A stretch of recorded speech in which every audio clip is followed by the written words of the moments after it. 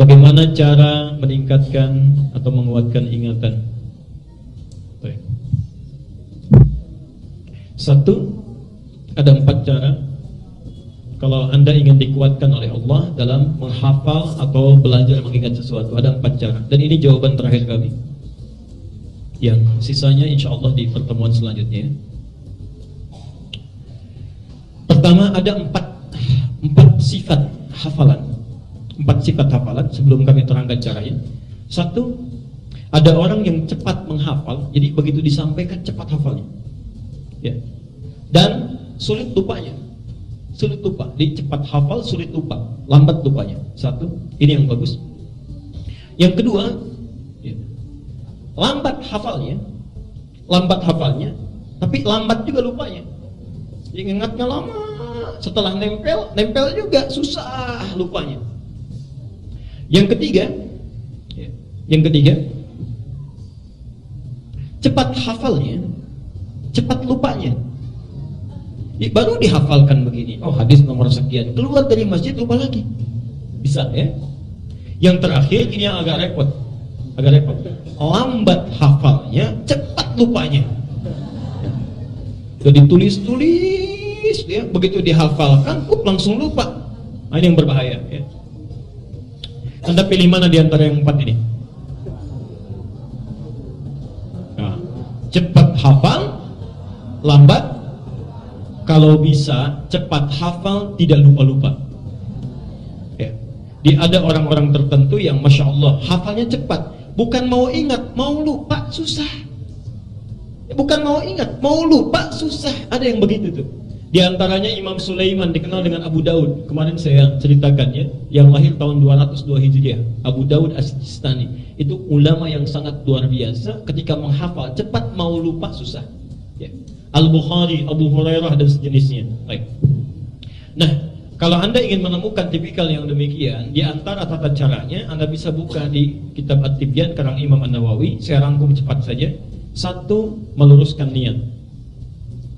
Meluruskan niat saat mau belajar.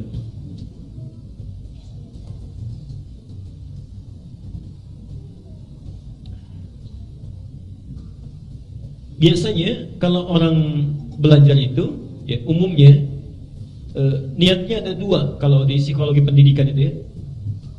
Ada instruktif, ada ekstrintif ya. Di instruktif itu untuk dirinya sendiri mengumpulkan hafalan. Jadi belajar misalnya ya, intrinsik, jadi mendapatkan sesuatu untuk mengumpulkan pengetahuan, untuk kumpul aja, untuk kumpul. Di psikologi pendidikan modern yang saat ini, ada orang yang saat menghafal cuman pengen tahu, jadi pengen berilmu saja. Ya. Ada ekstrinsik. Ekstrinsik itu mengumpulkan ilmu untuk tujuan yang lain. Kalau bahasa anak sekolah sekarang, menuntut ilmu untuk dapat kerjaan, menuntut ilmu untuk dapat ijazah. Jadi ilmu itu cuma jembatan saja, yang penting kerjaan dicapai. Yang seperti ini yang agak bahaya ini, karena saat kerja ilmunya lupa. Ya. Nah, Islam tidak keduanya. Islam tidak pada keduanya. Karena Islam ini memadukan keduanya dengan niat namanya, dengan niat. Kalau Anda belajar hanya sekedar ingin mendapatkan pengetahuan yang melekat pada diri sendiri, diri pribadi sifatnya. Pelan-pelan. Karena sifatnya manusiawi, diri pribadi, ya, setiap manusia pasti punya keterbatasan, terbatas. Kalau batasnya ini sudah hilang, maka ilmu tidak mudah untuk diserap. Bisa, semakin sepuh kan daya ingat semakin berkurang ya. Berarti setiap pribadi pun punya keterbatasan.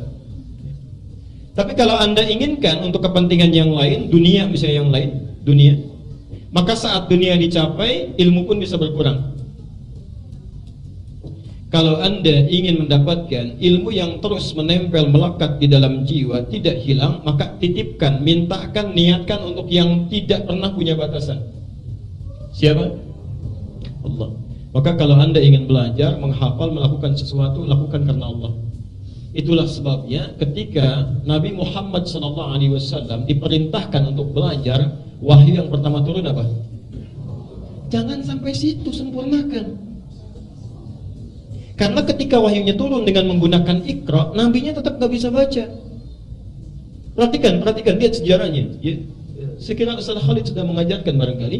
Ya, ketika malaikat turun dalam sirah An-Nabawiyah, ya, lalu mengatakan Iqra di Gua Hira, Nabi menjawab apa? Ma ana biqari, saya nggak bisa baca. Saya nggak bisa baca. Turun lagi sampaikan Iqra, baca. Kata beliau, saya nggak bisa baca.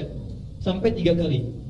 Ketika yang ketiga dipeluk oleh Jibril yang menyamar jadi laki-laki itu, dipeluk, dipegang erat, disempurnakan kalimatnya. Lihat kalimatnya. Iqra bismi rabbikal ladzi khalaq.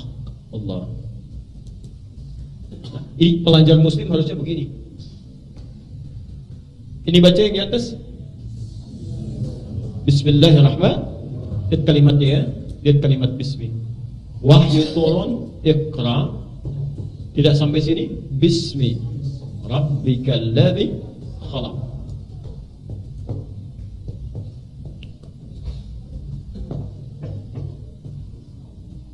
Satu, dua, tiga. Perhatikan sini. Saat kalimatnya disempurnakan, seketika Nabi bisa mengikuti bacaannya. Ya. Seakan-akan ada isyarat di sini, Muhammad, baca.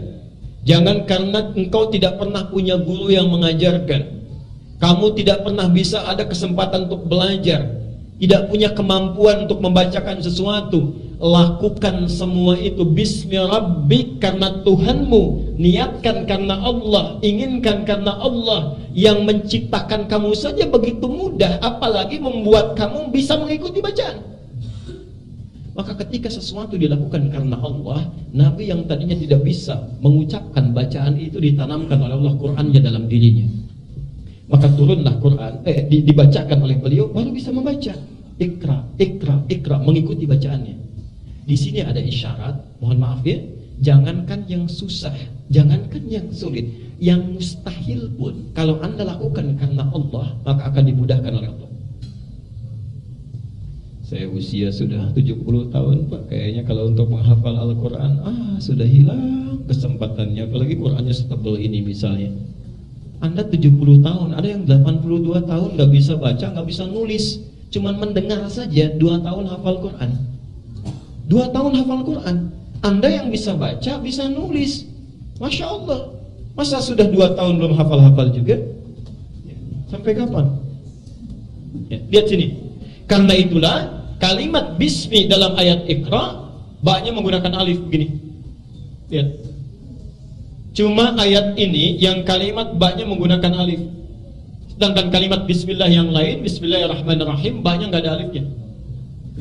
Jadi kalau di mushaf Anda tidak ada alifnya, itu salah itu mushafnya.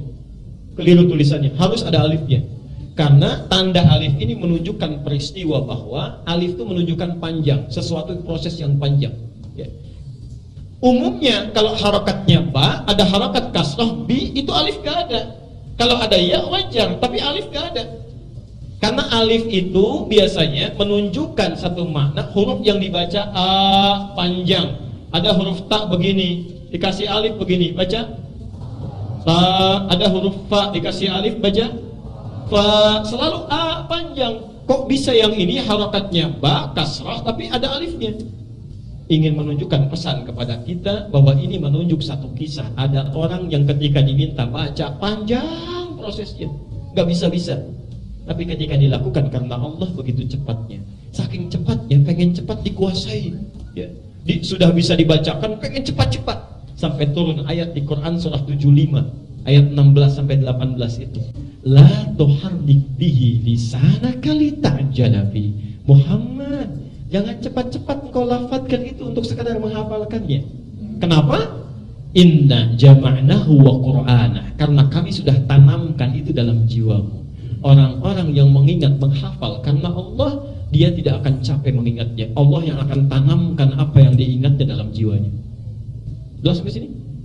Jadi coba cek, barangkali anak-anak agak terlambat menghafal, mengingat dalam pelajaran di sekolahnya, karena mungkin tidak diarahkan meniatkan pelajarannya karena Allah. Termasuk Anda yang datang ke sini mau taklim, mungkin agak sulit mengingat sesuatu. Coba cek niatnya, sudah benar belum karena Allah? Jangan kesini ketemu teman, ya, pengen cuma lihat ustadznya, macam-macam dan sebagainya, ya, hati-hati.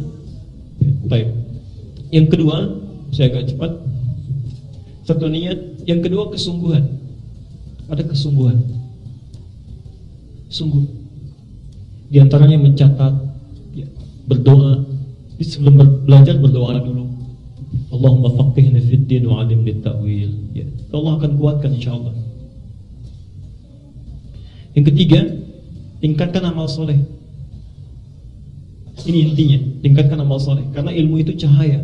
Cahaya Allah itu hanya akan diturunkan, ya, kepada orang yang beramal soleh. Dan yang terakhir, meninggalkan maksiat. Jauhi maksiat. Kalau Anda sudah bisa mengerjakan yang keempat ini, maka insya Allah Allah akan jaga, ya, kekuatan ingatan Anda dan selalu berada dalam kebaikan.